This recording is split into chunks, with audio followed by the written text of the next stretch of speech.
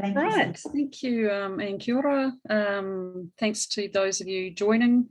I'm going to talk about a study that we've been doing, but we are a really small group, so I'm happy to, if any points open up a wider conversation at any stage, I'm happy to stop and have a discussion about it. The presentation itself hopefully is not too long, and that will give us a lot of opportunity for discussion anyway. So I'm just going to share my screen.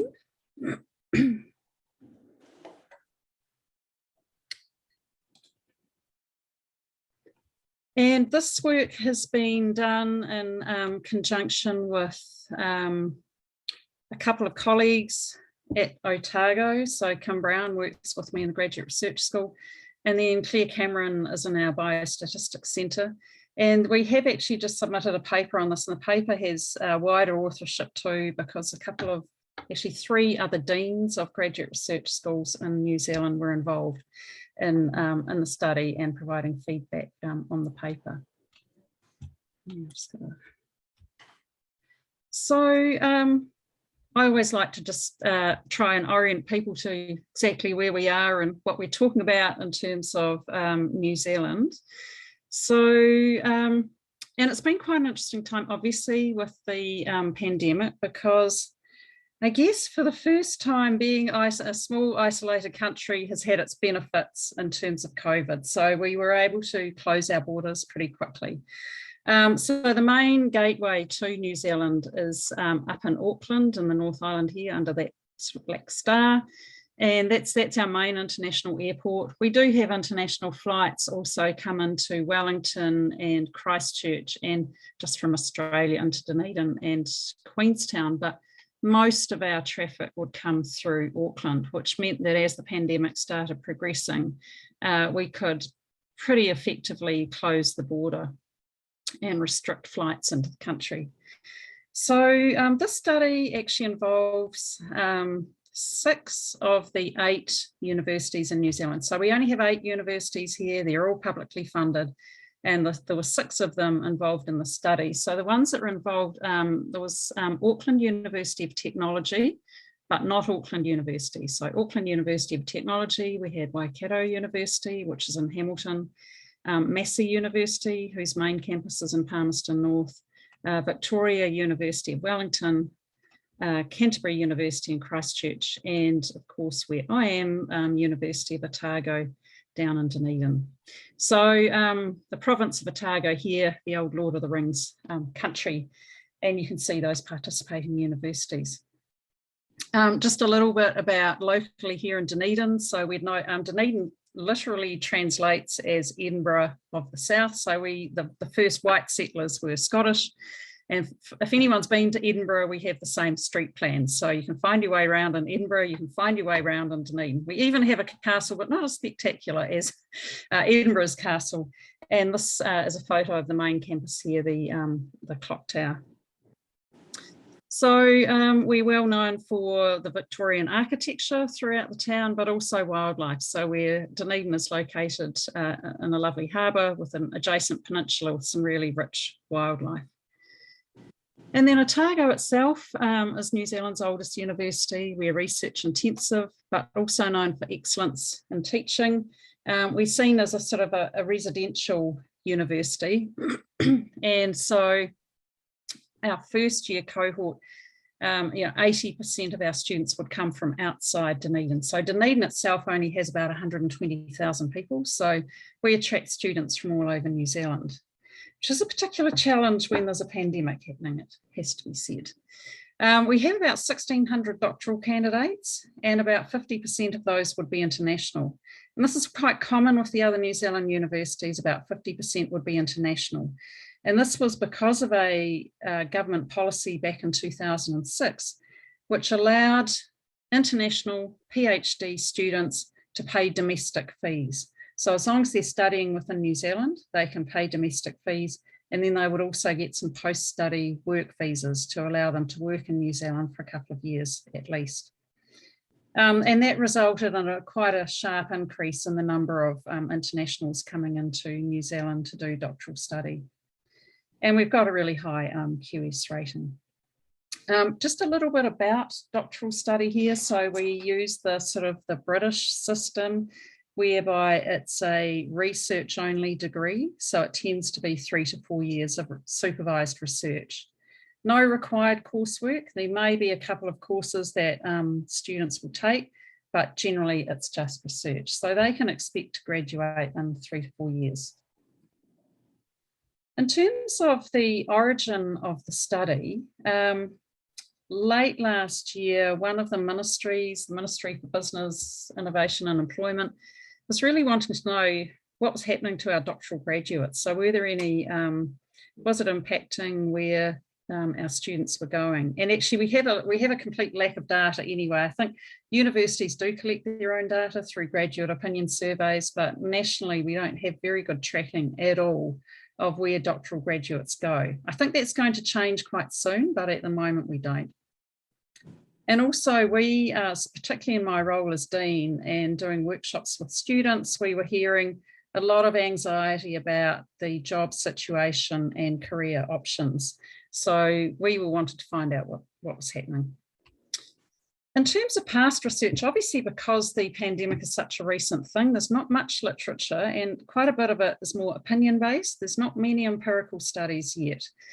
But certainly the past research is pointing to the loss of academic jobs through hiring freezes, loss of positions, loss of research funding, loss of income because of the declining international students and the fees that they will bring into the institutions. So pretty pessimistic on the academic job front. Then there's a body of literature that discusses actual difficulties in continuing doctoral research. So particularly those who want to do field work or visit labs overseas. For those in STEM sciences, in the STEM disciplines, often reporting supply chain issues where they can't get the things they need to do their research. And then where there were these lockdowns in some countries or some regions, students and staff had been locked out of campuses. So, no access to staff, and also students reported loss of access to supervisors because supervisors were switching to online teaching and didn't have a lot of time for their graduate students.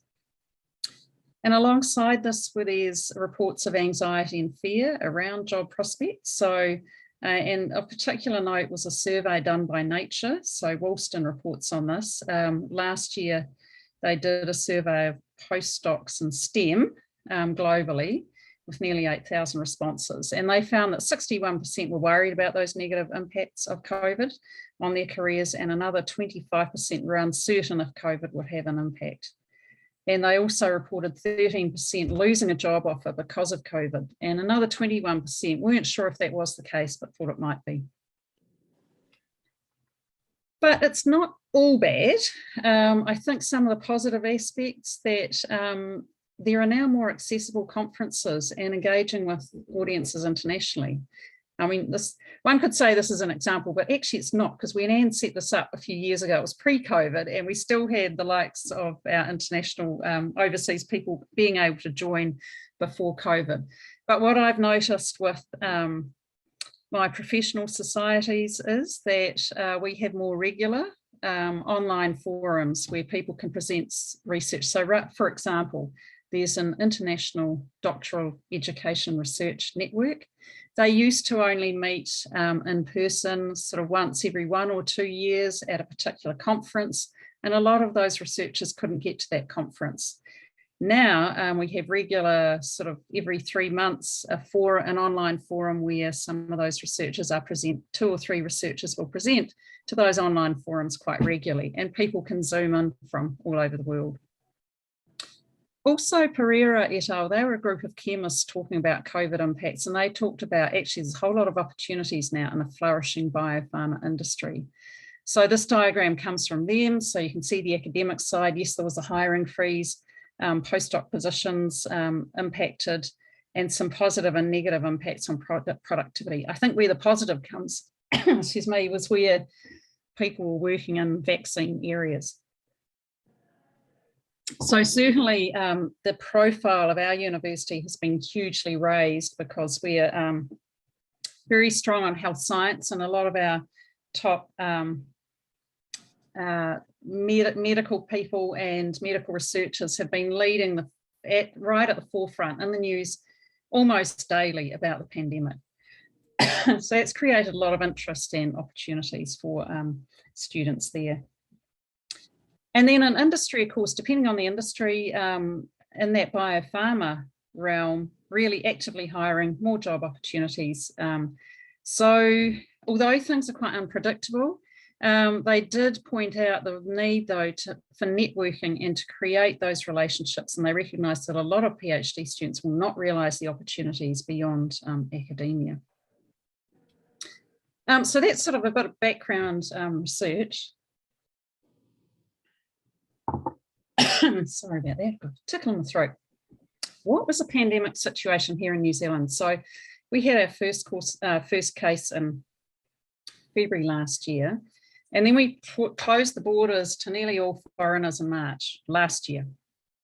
And we were in full lockdown for 6 weeks. And when I say full lockdown, we had 4 alert levels. So level 4, everything closes except for hospitals, pharmacies, supermarkets, and gas stations. Yeah, so pretty much everything, we were restricted to be at home in our bubbles and could not interact with any bubble outside our household. So we had that, so pretty full on, and that was for 6 weeks only though. And that was to deal with the initial outbreak. And then we went to level 3. Level 3 is a bit more permissive. Businesses can open for contactless, click and collect type delivery, but not in person. Level 2 is pretty much normal, except that there are restrictions on gathering numbers at any gatherings. And then level 1 is pretty much normal, except that the border remains closed, or that there's strong controls at the border. So that was over for us pretty much May last year. And here in Dunedin, we haven't had a case since May last year. So we've been quite fortunate, but it's coming. So between August and March this year, Auckland, because of being that gateway, and they were having travellers regularly coming in, they do have to do managed isolation and quarantine. So there is a 14-day period where they're in isolation before they can move into the community. But there were a few breaches of COVID getting through in those quarantine hotels, which led to some lockdowns for Auckland. But then briefly, earlier this year, we had a trans-Tasman bubble open, so there was travel with Australia. But unfortunately, a traveller from there brought Delta over on a flight from Sydney, and that got into the community in Auckland, and that led to another national lockdown for a few weeks in August. But poor old Auckland remained in a lockdown until yesterday, actually. Yesterday, they were allowed out. Now we've moved beyond these levels into what's called a new traffic light system. So where there's red, orange and green. So I think the government strategy was to get the country up to a 90% vaccination rate. And that's for 12 years and above. And so what has been occurring is that this period of lockdown, particularly for Auckland, where Delta is now, there's been thousands of cases in Auckland of Delta. Now that area is over 90% double vaccinated, and that then allows us to move into this traffic light system where it really depends on vaccination rates. So if there are pockets of the country where vaccination rates are lower than 90%, they're more restricted in what can occur. But if they're in areas like here in Dunedin, we're at orange, most of the country's at orange at the moment. So it means that with vaccine passes, you can have entry to hospitality and so forth. Universities have remained open throughout, except for those level 4 lockdowns.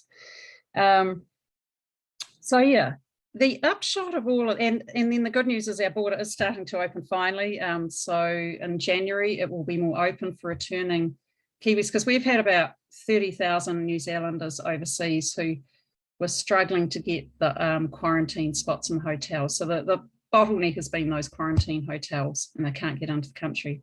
It's going to open up more in January, then for Australians in February, and then others in a more phased return from April. So for international doctoral students. It has been really problematic because when the lockdown occurred, we managed to get some back immediately, but otherwise it has taken many months and we're still waiting to get some who were stuck offshore when the country closed back into the country. It also meant that all the universities have had to pivot to allowing what we are calling remote start PhDs. So currently we have 130 offshore PhDs who have started overseas, will probably be overseas for, well, some of them have been studying now since April last year, and we probably can't get them back until the middle of next year. So they're almost, some of them will almost do their entire PhD offshore, which is possible in some disciplines. And in fact, they're doing field work sometimes in their home countries, so that's okay, or we've partnered with the research lab overseas. But others have had to defer until they can get into New Zealand to do the lab work or the necessary data collection here. It also means that for those that are here, that they've been stuck. So normally internationals would be quite mobile, they'd travel back to their home country for holidays, but in fact, they haven't been able to do that because while they could get home, they would not be able to get back into the country. This has caused a lot of stress and anxiety amongst our internationals because, of course, a lot of their families have been in quite dire situations overseas with COVID. So it's been a very, very difficult time for internationals that are stuck here. Okay, so against this backdrop, we decided we wanted to look and find out how the pandemic was influencing those early career decisions and mobility from New Zealand universities. And in particular, what were the career plans? Has the pandemic actually changed them, and has it impacted their mobility? And just the theory that we're using as a backdrop is cognitive information processing theory from Sampson and colleagues, and this is widely used in the career sort of decision-making space. And the two parts that we're really interested in are career readiness, really, in terms of capability, the capacity to enter into effective decision-making, and the complexity, the factors affecting information processing abilities.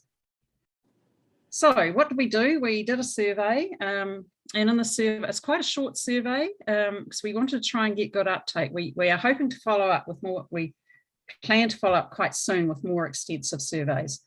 So we wanted to know their career plan at graduation, whether COVID has impacted their mobility and career choices, and also just gathered some background demographic data.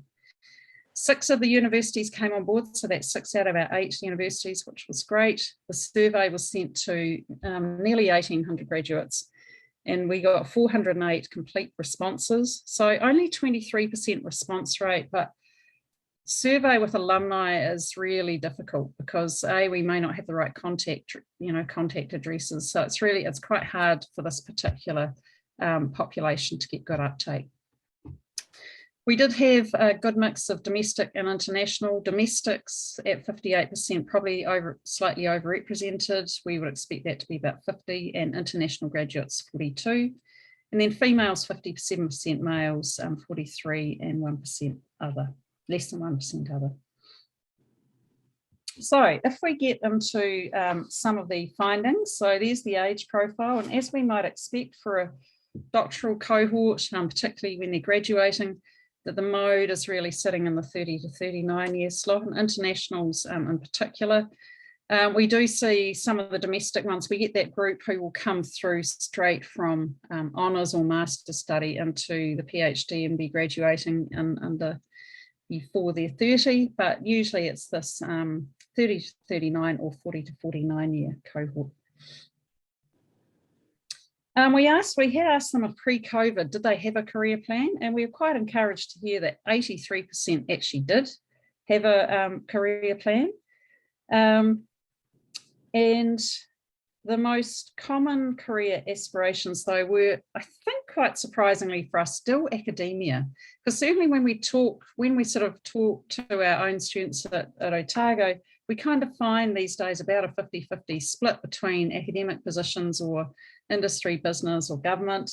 But from the survey, it was showing that most of them were still aspiring to have a lecturing type position or a postdoc role. And there was a significant difference here in terms of significantly more internationals had that career plan. When they were asked if COVID had altered their career plan, we had 36% saying that yes, it had. And although it appears, there are differences there, more internationals, these differences in this case are not significant. So yeah, so 36% were saying it had, but there was another 25% who were unsure. They thought it possibly had impacted those career plans. In terms of job offer rescinded, 19% were indicating that they had a job offer rescinded, and significantly more for international students. And for them, it was usually positions overseas that the employers had changed their mind. Whereas for the domestics, most of them had a job offer in New Zealand rescinded. And family impact on career choices. So we're interested to see if this had impacted. Only 21% were saying it definitely had, whereas 12% were unsure, but these differences between domestic and international were not significant. So fortunately, well, not fortunately, it was planned. As part of the survey, we were gathering free-form comments about the impacts of COVID. And the thematic analysis revealed sort of four main themes: the complicated circumstances, pragmatism, and the academic trajectory. And then woven through those three was another theme of uncertainty. So I'll just share a few quotes from each of these themes. So complicated circumstances then were really around families in terms of separation, and then the uncertainty of those border restrictions. So you can see this person, I'll let you read that quote there about where they were planning to have their postdoc.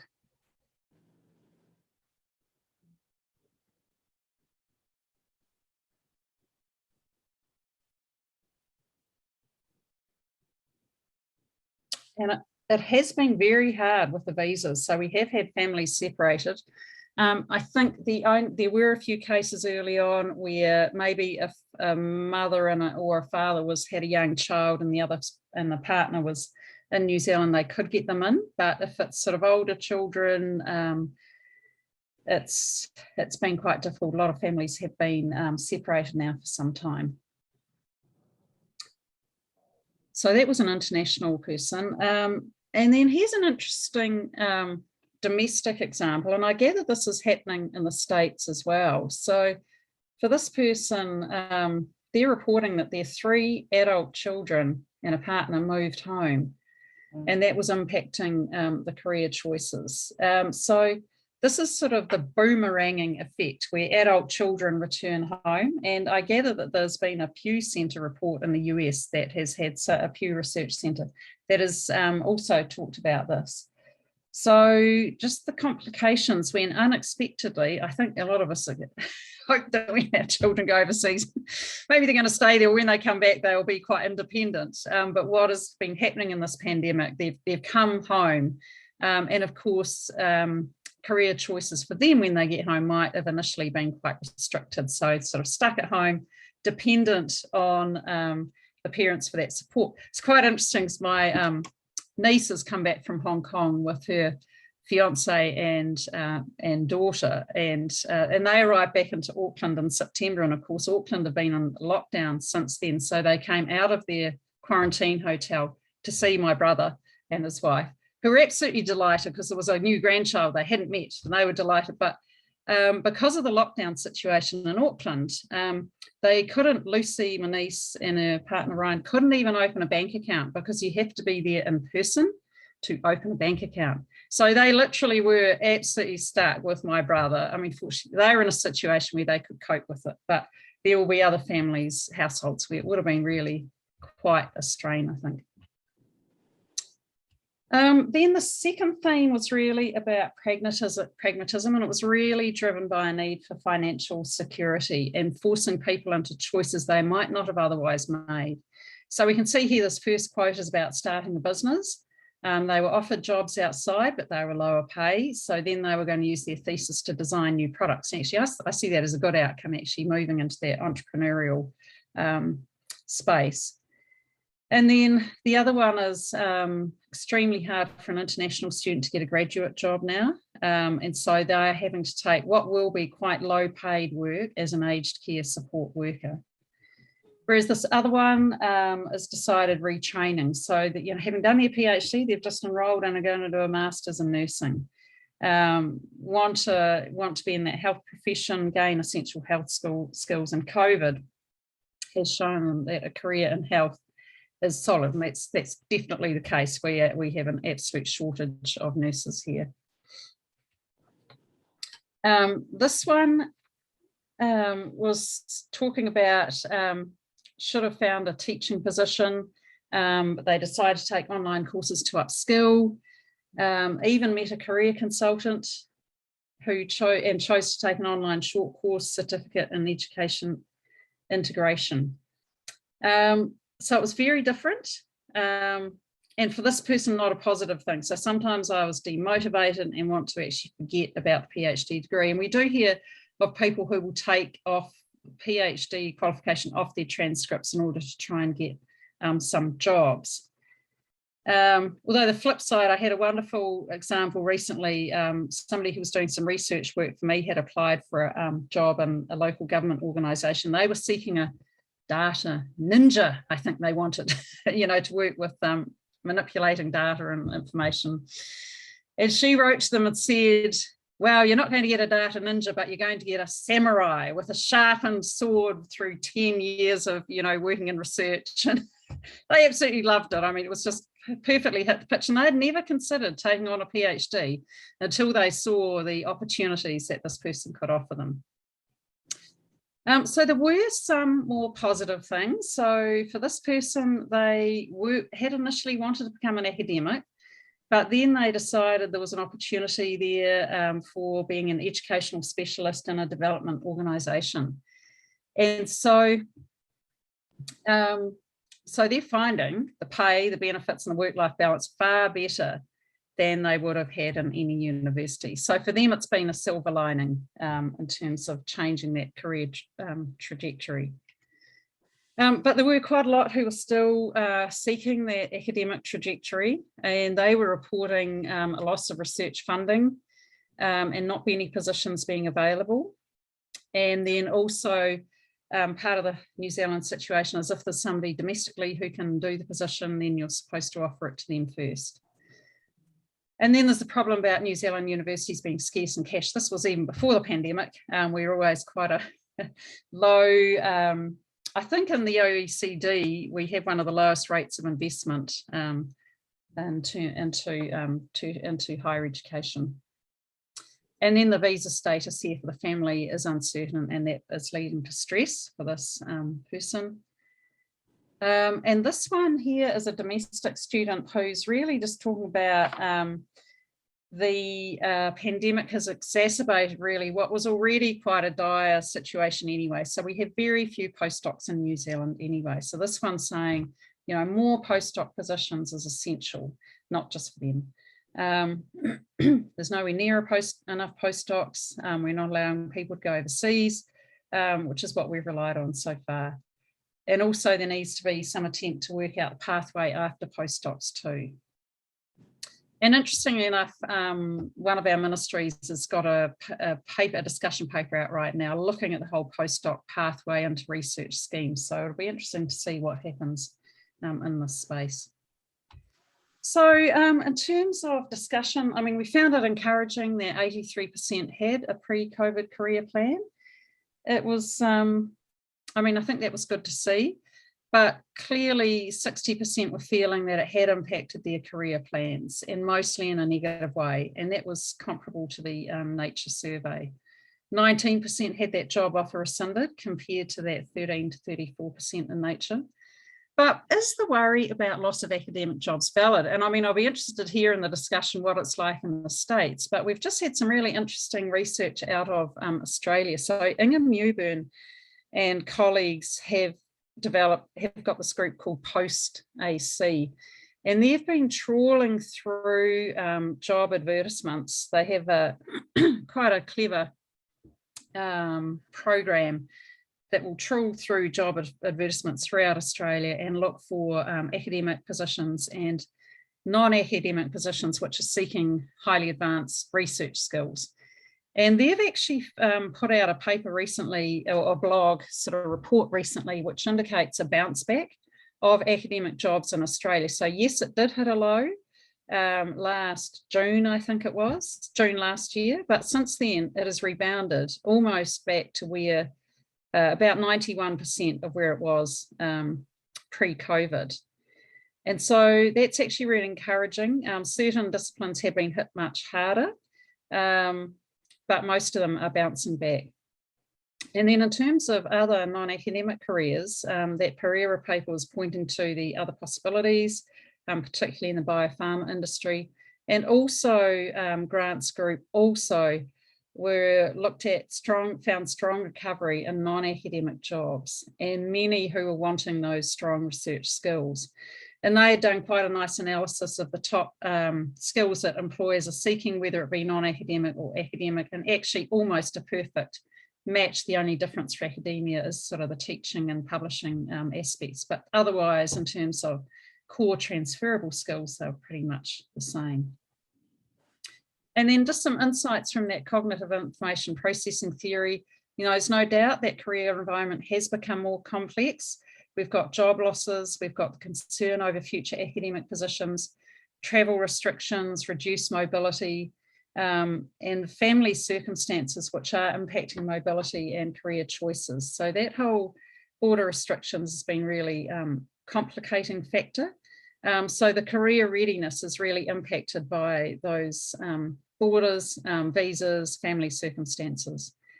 And then we've got a very stressed out group of graduates. So just the increased stress and anxiety levels will be impacting their ability to make career decisions. So somehow we've got to support our doctoral students near graduation about making those decisions.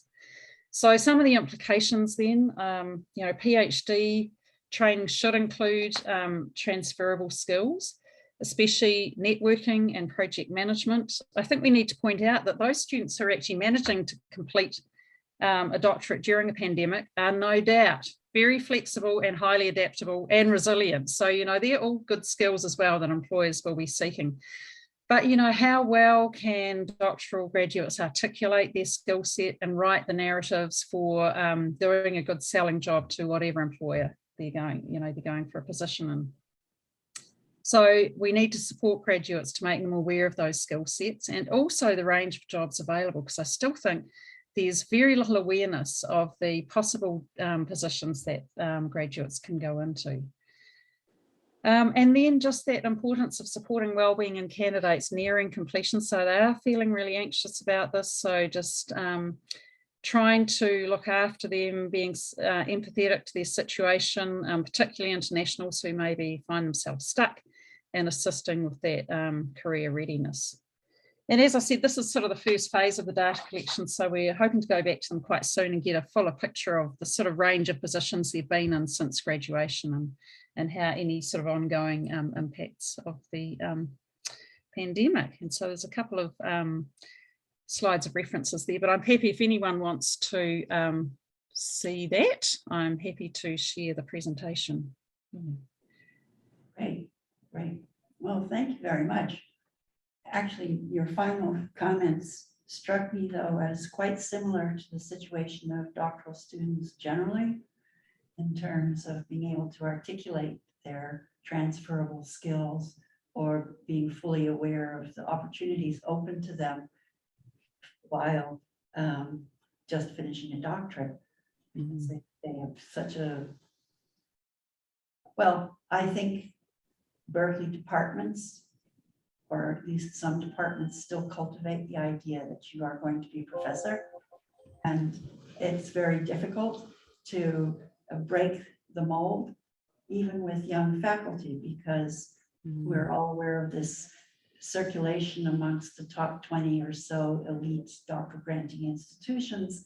So that reinforces this expectation, yet the number of positions in history continues to fall, or in many other humanities-based fields, as undergraduates apparently are leaving these majors all over the United States, which is having an impact in these areas.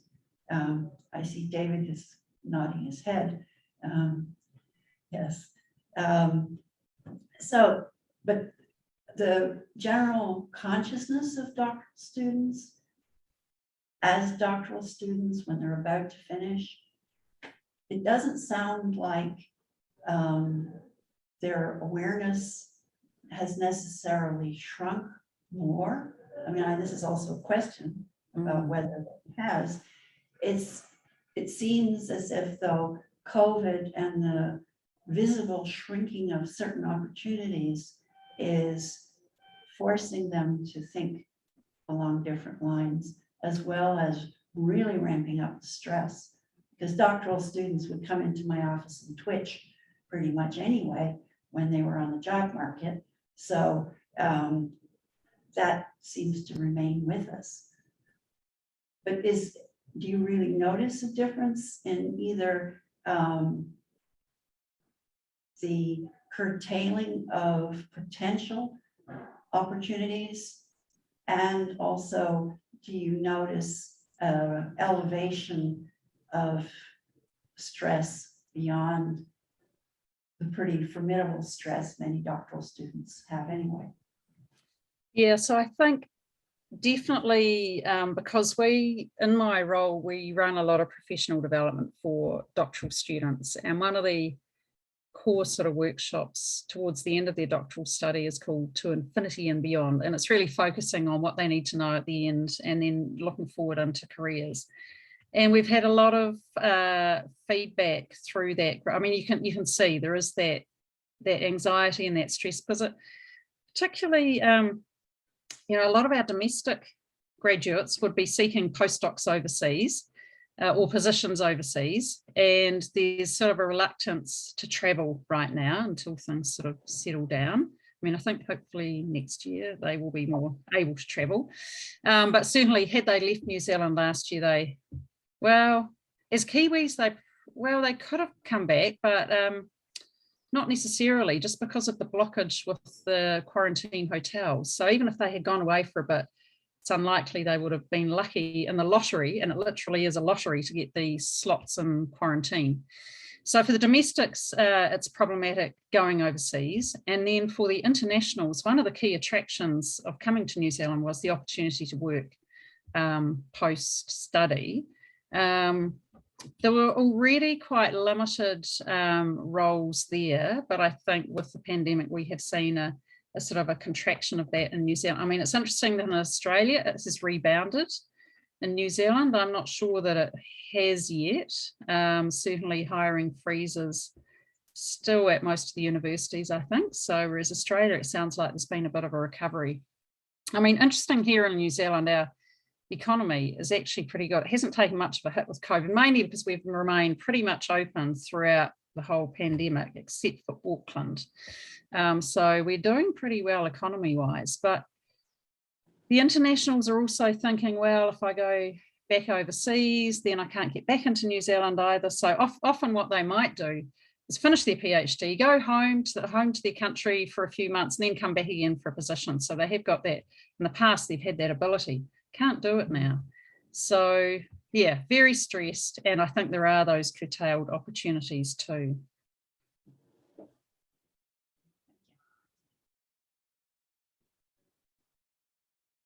So I'm curious at Berkeley, do you know how you talked about the history not taking in as many people. Are internationals still getting into the universities there, or are they starting offshore for PhDs?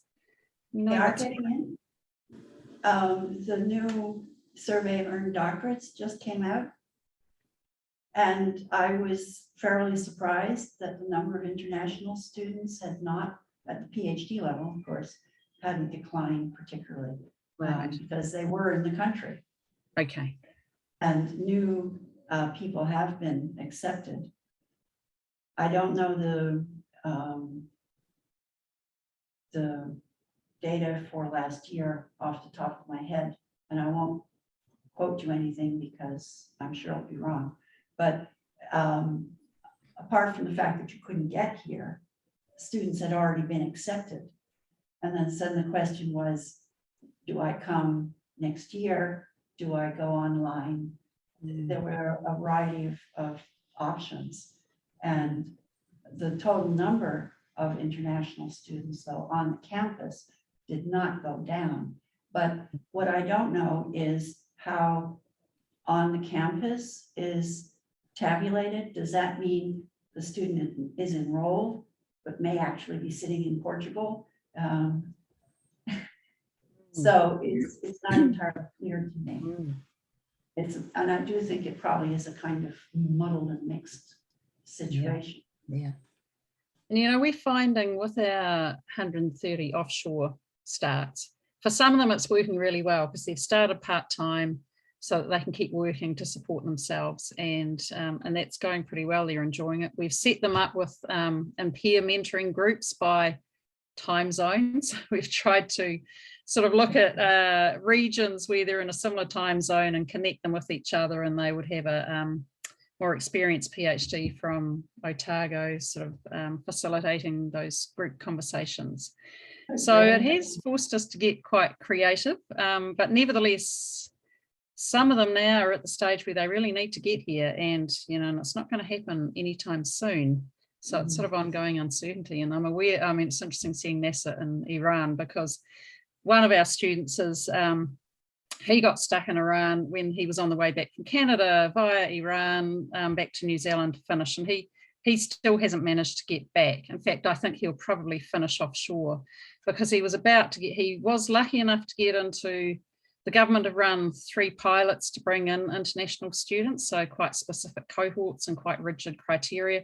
He got onto that. We managed to get him onto the list, but then he caught COVID just before he was going to hop on a plane, and so of course lost the place. And I mean, just the stories. It's quite difficult to hear a lot of these terrible circumstances that these students are having to go through, and the unbelievable travel journeys some of them go on to get back to us. So if they're in what used to be called a red zone country, so I don't think there are any anymore, but for a while, India, when it first got Delta, I think was a red zone country. So the Indian students coming in from there had to go somewhere else for 2 weeks to sort of isolate there before they could enter New Zealand. So one student and his family had to go to Serbia, and then they were able to come into New Zealand. I mean, just quite unbelievable. Yeah, yeah. Well, actually, we've just had an instance here. We have an associate professor on a Fulbright from Mozambique, and his wife and family were actually poised to fly to join him here in Berkeley, just as the new variant was found in California and the border shut.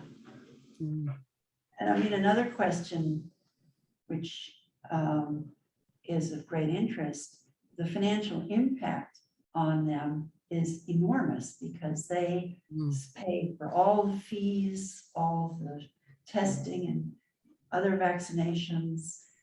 Every paper processing activity costs you money to get here.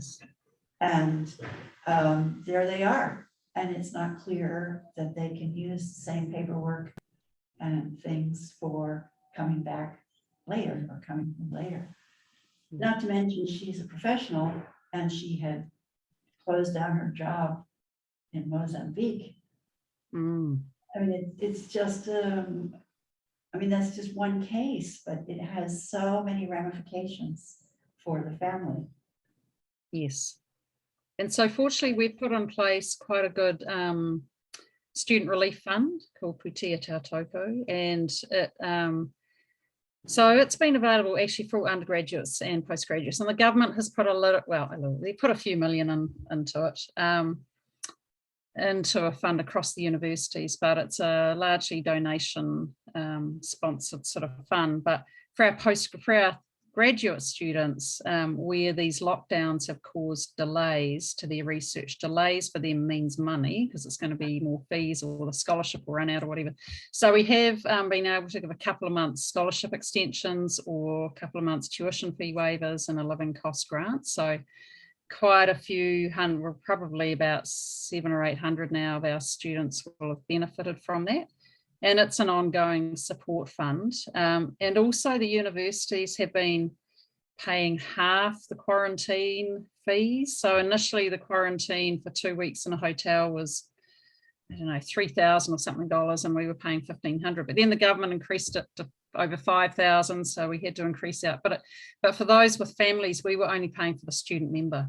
So again, significant cost, as you say, to actually even get into the country and to get those. Well, now it'll be proof of vaccinations and pre-flight tests and all the rest of it, and then tests on arrival. It is really, really tough.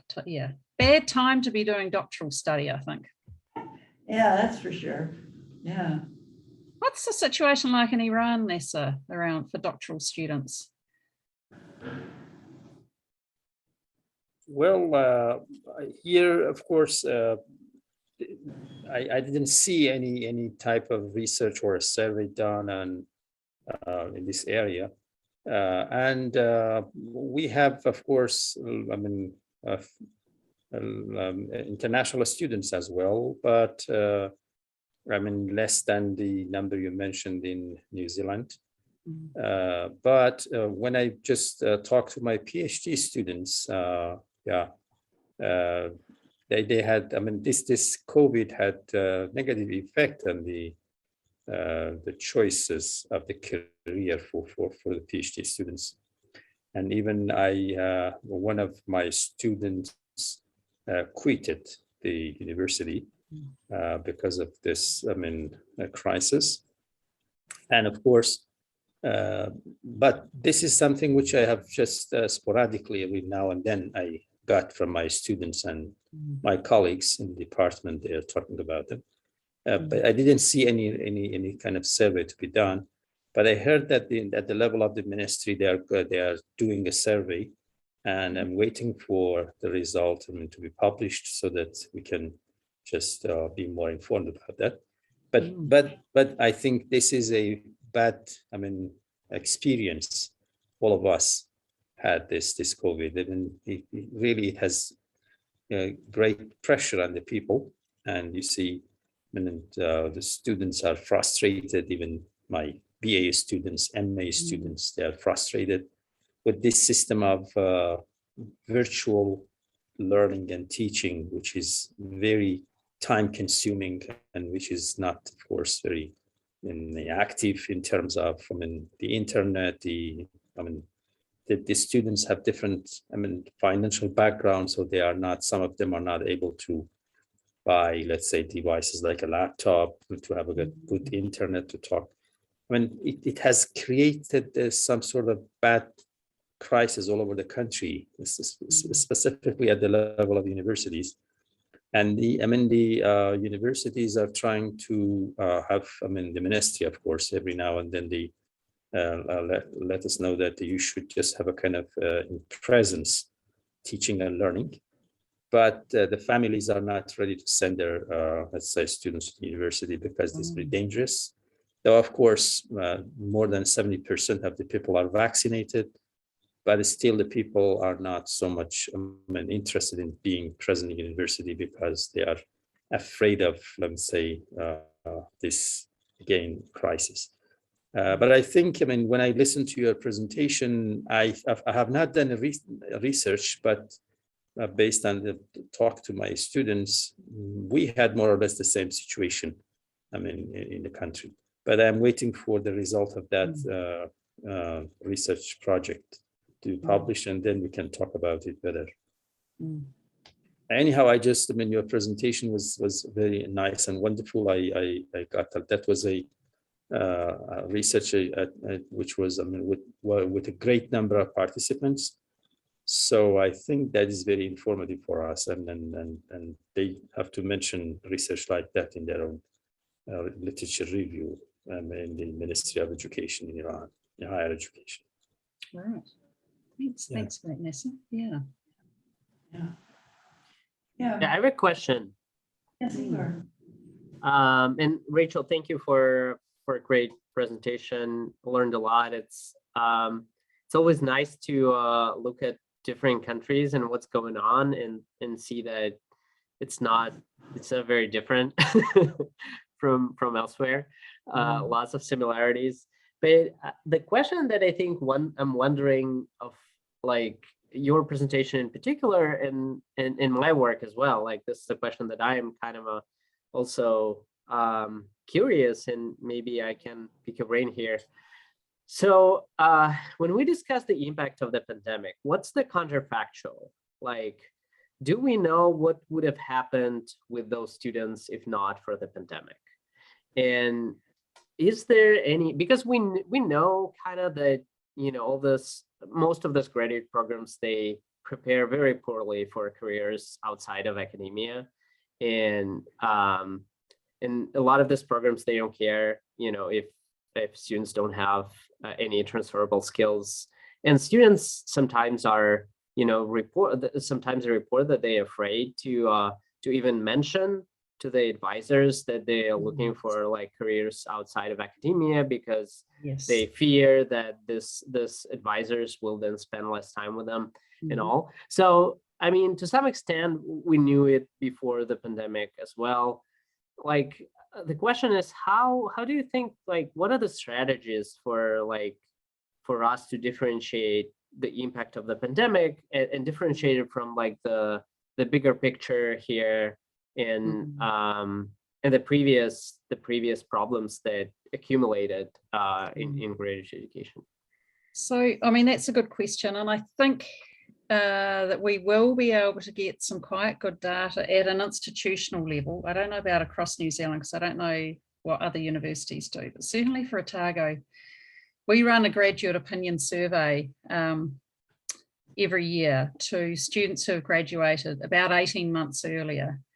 And we tend to get close to 50% response rate for that. So better than this survey. And there we do capture exactly what roles they've gone into in quite a lot of detail. So I think probably, I mean, it's going to have to wait until the year after next, probably, when we get, because of that time lag and that, you know, retrospective looking back the 18 months. I think we will be able to look at a before COVID, what were the, you know, look at a few years before COVID, what were the sorts of positions that people were going into? Because I think here at Otago, we've got something like 70% will go into some sort of higher education position. It might not necessarily be what I would call a mainstream teaching or lecturing track. It might be an administration or research side of the university or whatever, but 70%. So it will be interesting, and we know where the other jobs are as well. So in a few years' time, we'll be able to see, right, for graduates that came out during 2020, 2021, where are they ending up?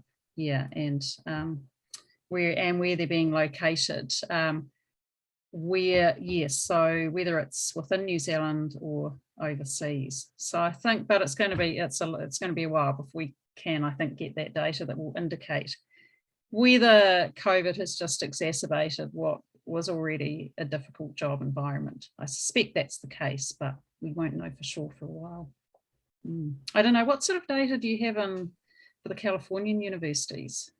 Yeah, that's what actually we're trying to do, the same thing, basically, to look in the past and, you know, see, you know, some equity gaps and, you know, see what, you know, to what extent, what student experience kind of a before and how it compares to like pandemic period. Because one of the things that we've discovered, kind of, we're looking at I'm talking about the zero data, and it's not like, it's mostly on undergrads. We have some data on graduate students as well from grad zero, but we haven't looked kind of a particular on the graduate level. The trends were pretty stable before COVID, like year after year, it's almost the same percentage. And, you know, during the pandemic, we see sharp drops. And at least, you know, at least this can help us to be more certain that this is something, you know, pandemic related, and everything, like pandemic and everything with the pandemic. So, you know, all the developments that we see right now. But yeah, so but in a lot of those cases, it's just, as you mentioned, yeah, it's exacerbating existing problems, existing inequalities. And the question I have is, like, will it bounce back eventually? Or, will universities adapt? and this new strategies that universities are using will help to alleviate this, this gaps and problems. But yeah, so it's a lot of questions at the moment. Well, I think that's a good question, but I think there is a solution to the problem, and the solution is that if there is a center in the universities to, let's say, to do surveys in different times, before COVID or after COVID, every year, to ask this PhD students or graduate students about questions like the one just we saw in your presentation. If you ask them each year and then, let's say, register the result of the survey each year and then compare different years together to follow the pattern, which kind of pattern is going to be followed in which university. And then when there is something like a pandemic, suddenly if there is a great shift from in that pattern, there is a great change in the pattern. So it seems that this is because of that pandemic, because otherwise, the pattern is not so much, let's say, doesn't have so much fluctuation. It follows more or less the same pattern. But you see, suddenly there is a change to this pattern. So this change, it most probably can be attributed to a pandemic, okay? And I think a center like the Center for the Studies in Higher Education, Berkeley, you can even follow different countries. This pattern can be followed in different countries and even different regions or different even continent, okay, to see in which area all over the world we have changes in this pattern, which are very significant, and in which countries we have the changes which are not so much significant, and it follows a kind of steady change. It is not so much, it doesn't have so much fluctuation. That will be, I think, this pandemic with a lot of bad effects on everybody in the society. It can have good lessons for us. From now on, we can just be more cautious about things like this. And then we try to have a center, and that center will, in each university, that center will do surveys each year, and when jot down the results of the research on that, let's say, year, and then compare it to the next year and the after that. And we have, if we have a pandemic, and then the result can be just in that way can be followed and can be, let's say, traced. Well, most American universities, including us, have our Office of Institutional Research, but they don't do research on doctoral education. The graduate division does, but they don't necessarily have consistency as to the same type of survey, nor do they necessarily do it every year. Actually, probably the closest person to or organization is CERU in terms of surveying doctoral students. Wouldn't that be right, Igor, or not? Yeah, that's what I mentioned. That's what we're trying to do, to see the pre-pandemic levels and compare, pandemic with it.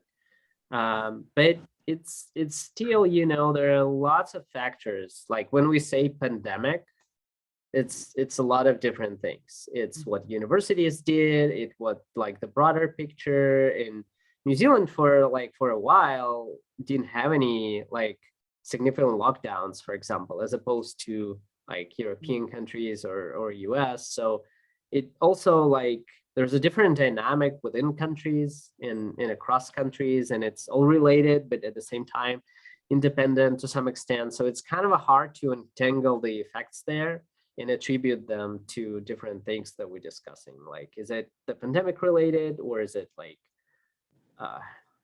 something universities did or didn't do, or, the broader environment that universities have no control of? So that's what kind of this is, I think, a very broad methodological question that all those COVID studies will face. Like, how do you attribute things to the phenomenon that you discuss?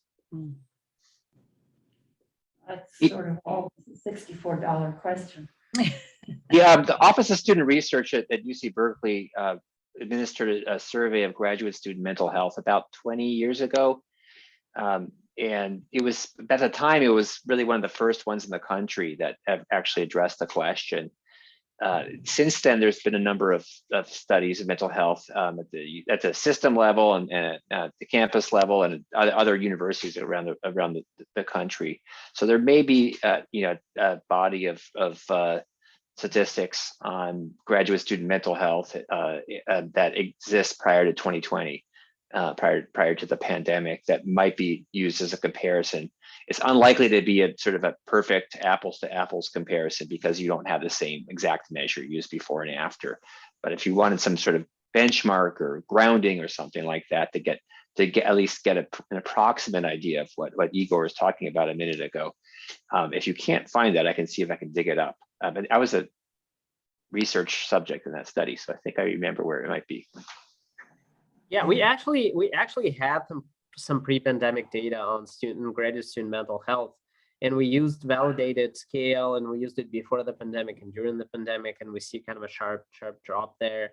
But also, like, whether it's university related or whether it's like broader pandemic related, it's not clear because in general, we also see that students are pretty positive about the experiences with the universities. They understand, that it's all, universities are limited in the things they could do, and they're limited with, they cannot change the immigration law. They cannot change the COVID restriction, right? So, but at the same time, their mental health really suffers. So it's, and it's not clear how do we attribute that to like the experiences at universities or like broader things that, yeah, but that's a good question. Thank you, Rachel. A question follow-up, David. You don't mean the study that was done by, or at least orchestrated by, a group of graduate students? Yes, I do mean that. That's the seminal one, but there's been others since then that, like you were talking about, that this is built into the CERU survey for graduate students and so on. Okay, yeah, because that study was extraordinarily informative. So if you can't find it, I know where it is too. Okay, yeah, it was, I remember there was a number like something like 93% of all graduate students said that at some point in time, and these were not just doctoral students, I think it included master's students and professional and so on, but 93% were stressed out at least some of the time. And I thought, well, what's wrong with this other 7% that they're never stressed out? Right. Yeah. Oh, great. So that link was taken up in the chat, I gather. Yeah, I've posted a link to to the results of our study that we of the report that we published last year, and the discussion around it. But yeah, the question is like methodologically how you differentiate between university impacts and broader impacts. Right. Well, given the location of your university, Rachel, I'm wondering, does the access to the outdoors and the beauty around your town have a tangible influence on well-being? Yeah, I would hope so. And something we do in the graduate school, whenever any doctoral student starts here, we've developed what we call an activity passport. That's actually really cool. It's a little booklet that has about 30 or 40, about maybe 30 different activities to do to encourage people to get out of their offices, get out of their labs. So a lot of them will be sort of visiting local surroundings, whether it's for wildlife or whether it's cafes or breweries, or there's a whole mixture of sporting events. There's a whole range of cultural, sporting and sort of environmental events. And so we really encourage students to have that book passport full. So there's a checkbox beside each of them by the time they graduate. We also have a really unique position, which is our graduate wellbeing coach. And that's a key role, I think, and our coach has been extremely busy over the last couple of years, dealing with students who have been particularly stressed out with the pandemic situation, and mainly internationals. And I think one of the difficulties for our internationals was that, especially after that first lockdown last year, when life was pretty much back to normal in the second half of last year, it was back to normal for New Zealand students. And I think there was concern that we were kind of forgetting what it was like for internationals and their families in really terrible situations overseas. So they were feeling there wasn't enough opportunity for them to talk in their departments about what was happening for them and for their relatives and friends overseas. So it was, I had to keep reminding departments to put on events where international students could connect and discuss those things, because, and actually we have a lot of international staff too. So here at Otago, 70% of our academic staff were either born overseas or did their PhD overseas. So we actually have a lot of international staff who were similarly impacted by family and friends overseas in really difficult circumstances and not being able to travel.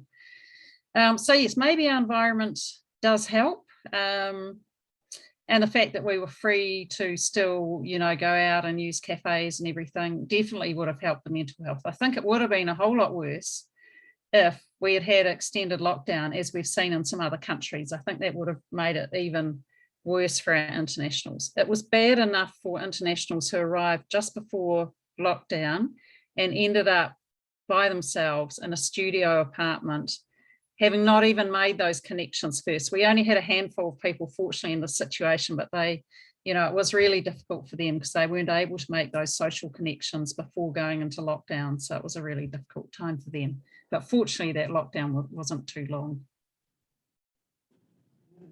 Yeah. Well, just musing on the situation, it doesn't appear that it's going to improve all that soon now. And I think probably our graduate division, I know we have a very proactive graduate division right now that has a lot of courses and programs. And I realize that I probably should be on top of this because it would have been germane to this discussion. And also an issue, notwithstanding the pandemic, we have more student bodies on the campus than we have ever had. We have 42,000 students enrolled. And the campus was built for about 30,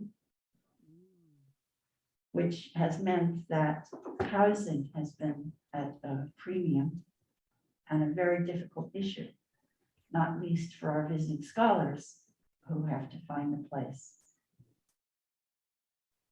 So there are other dimensions to this where I would suggest campus is becoming literally overcrowded, which is a paradox because doctoral education in several departments is really dropping, but the actual space is being filled up by an increasing number of professional master's students and a steady and growing number of doctoral students in the STEM areas. So there's quite a transformation going on simultaneously with COVID here. Yeah, and certainly, I think certainly we are seeing, I don't know what it's like in the States, but domestically we're getting huge increase in undergraduate domestic enrollments. So that's putting pressure, as you say, on every part of infrastructure for us.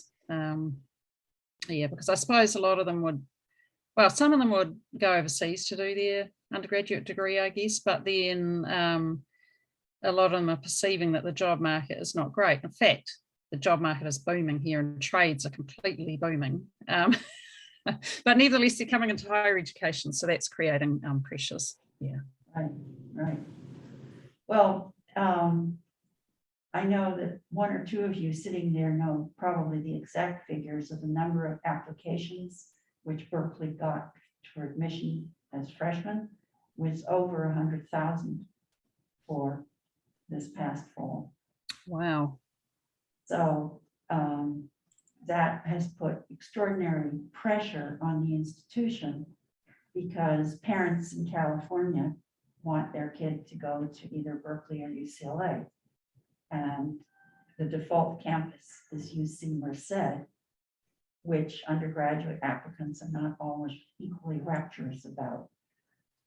So politically too, that's become an issue, which is part of the expansion. But at the same time, in terms of public education, this institution, I think, has reached its capacity. Because you must have more, literally more physical space to teach 42,000 students. And also because our programs are full-time residential students. There are very few part-time, long-term degree programs here. So that's also a consideration because if you have a place, you want to keep it as a student. Adding to stress, yeah. Well, are there other questions for Rachel? I guess not. I have still one because there's some of the background. How much of your international, or what proportion of your international students are Chinese? Oh, I couldn't tell you offhand because it will vary between the universities. So Auckland, which wasn't in our survey, but Auckland would have the largest number of Chinese and probably Victoria University. But here at Otago, we've had quite a different approach. For many years, we had capped our international enrollments across the university, not just not doctoral, because doctoral will be higher, at 16%. So no more than 16% of the student population is allowed to be international. And within that 16%, no one country is allowed to dominate. So it's actually a very even spread. And initially, this was really working to our advantage when initially the COVID was, of course, just in China, right? So we weren't getting Chinese students in, and whereas the other New Zealand universities who had much higher enrollments from China were starting to really hurt, it actually wasn't impacting Otago much. However, our ability to gloat about that was very short-lived because, of course, the pandemic went everywhere and it didn't matter where you were from. It was just sort of across everywhere. But yeah, there would be some universities would have very high numbers from China, and they've been hit really hard by a loss of fees. But we haven't taken, because of that capping, we haven't taken a huge hit financially, unlike some other institutions. And when that percentage was set, was it out of a commitment to students from New Zealand, or how was the origin? Yeah, I don't know what, I'm not sure why that was set, but certainly it probably was, Anne, because we are the only sort of residential university in New Zealand. So 80% of our students of our domestic students would come from outside Dunedin. So I guess maybe it was wanting to protect us as a destination for New Zealand students. Yeah, so that may have been the initial motivation, I suspect. Yeah. Very interesting because it's such a low percentage. It is, but we're very grateful for that now, I can tell you. I absolutely bet that is the case.